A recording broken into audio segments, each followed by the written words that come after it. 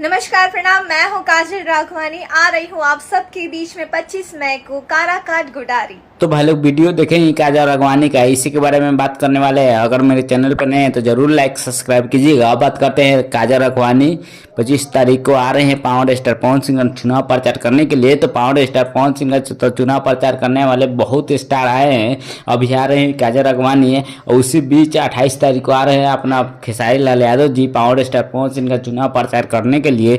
तो एक बात और कहना चाहते, पावर स्टार पवन सिंह तो अकेले काराकाट को हिला कर रख दिए हैं। अब बहुत सिंगर आए हैं, हिला के गए, अब आ रहे हैं खेसारी लाल यादव जी और काजल राघवानी। तो भाई लोग आप लोग क्या राय है कमेंट करके बताइएगा। एक बात और कहना चाहता हूँ, अगर पावर स्टार पवन सिंह खेसारी लाल यादव जी एक साथ चुनाव प्रचार करते हैं तो क्या होगा, लाखों की संख्या का भीड़ होगा। तो आप लोग क्या राय करते हैं कमेंट करके बताइएगा। एक बात और कहना चाहते पावर स्टार पवन सिंह का फैन हो तो जरूर लाइक सब्सक्राइब कीजिएगा। मिलते हैं अगले वीडियो में, तब तक के लिए गुड बाय।